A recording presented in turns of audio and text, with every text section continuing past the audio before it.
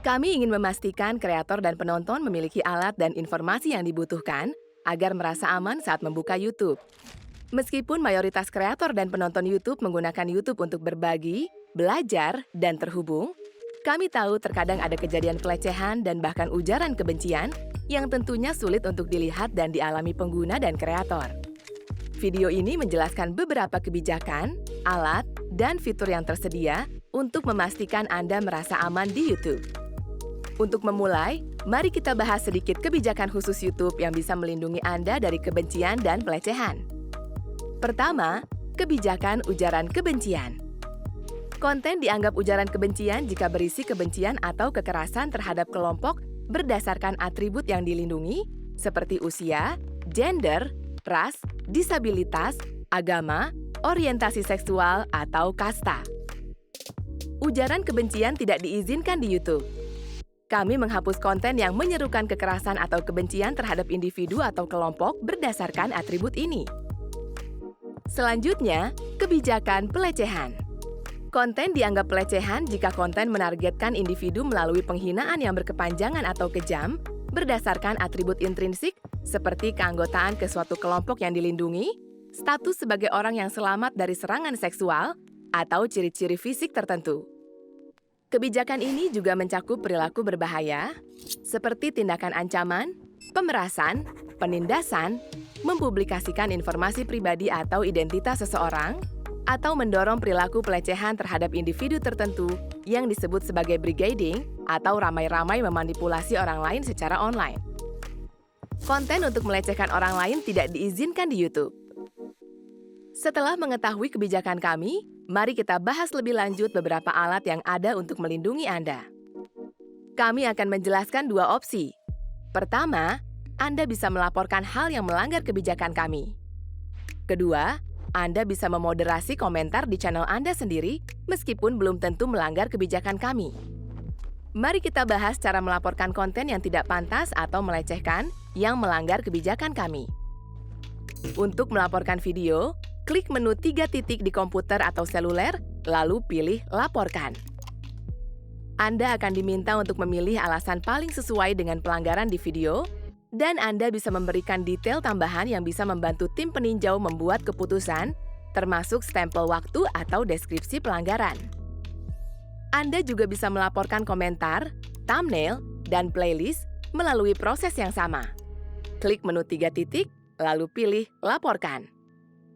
Melaporkan konten yang melanggar kebijakan kebencian dan pelecehan sifatnya anonim.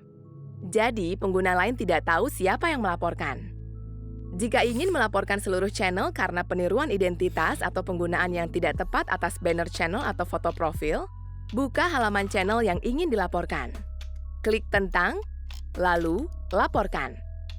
Perhatikan, jika ada yang dilaporkan, video tidak akan otomatis dihapus. Staf YouTube akan meninjau konten yang dilaporkan 24 jam setiap hari. Konten yang dilaporkan ditinjau berdasarkan pedoman komunitas dan diperiksa kesesuaian usianya. Jika tim peninjau kami tidak menemukan pelanggaran, maka pelaporan sebanyak apapun tidak akan berpengaruh dan konten tetap ada di situs kami. Jika ada masalah privasi dalam konten dan seseorang menggunakan informasi pribadi yang dapat dikenali, kunjungi pusat bantuan kami untuk menggunakan proses keluhan privasi kami.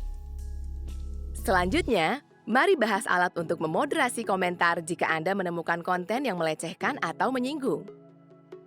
Pertama, Anda bisa menghapus komentar yang diposting di channel Anda sendiri. Itu bisa dilakukan di YouTube Studio dari tab dipublikasikan atau dari halaman tontonan di video dengan mengklik menu 3 titik pada komputer atau perangkat seluler dan memilih Hapus. Pemberi komentar tidak akan tahu komentarnya telah dihapus. Jika seseorang terus memberikan komentar yang tidak pantas, Anda bisa menyembunyikannya dari channel.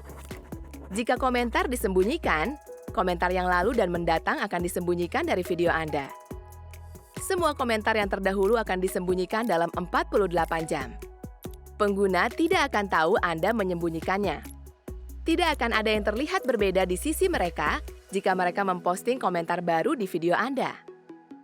Ada dua opsi untuk menyembunyikan pemberi komentar. Dari salah satu komentar yang ada, atau dari YouTube Studio.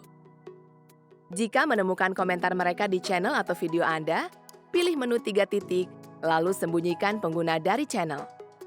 Untuk menyembunyikan pengguna dari YouTube Studio, salin URL channel pengguna, lalu buka YouTube Studio, lalu setelan, lalu komunitas. Di kotak pengguna tersembunyi, tempel URL channel mereka, lalu klik simpan. Terakhir, alat apa saja yang bisa digunakan untuk melindungi seluruh bagian komentar dari perilaku tidak pantas atau menyinggung? Anda bisa membuat daftar kata yang diblokir. Terkadang, orang bisa memakai kata atau frasa yang tidak diinginkan terkait channel Anda. Di YouTube Studio, buka setelan, lalu komunitas. Di sini, ada bagian untuk kata-kata yang diblokir. Di bagian ini, tambahkan kata atau frasa yang tidak Anda inginkan muncul di bagian komentar. Saat seseorang mencoba berkomentar dengan kata yang diblokir ini, kata itu tidak akan muncul secara publik dan bisa ditemukan di tab "Ditahan untuk ditinjau". Sebagian kreator memilih untuk mengabaikan tab ini agar tidak perlu melihat komentar ini. Pemberi komentar tidak tahu komentar mereka otomatis ditahan untuk ditinjau. Atau, Anda bisa memblokir link, yang artinya komentar baru dengan hashtag atau URL otomatis akan ditahan untuk ditinjau.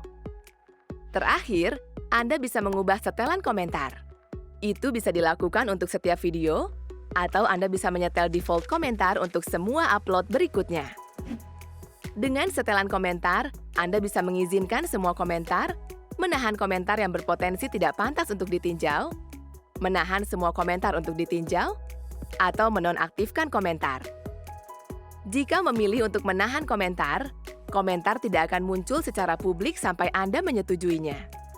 Komentar yang berpotensi tidak pantas akan ditahan untuk ditinjau di halaman komentar di YouTube Studio, di tab "Ditahan untuk ditinjau" selama 60 hari.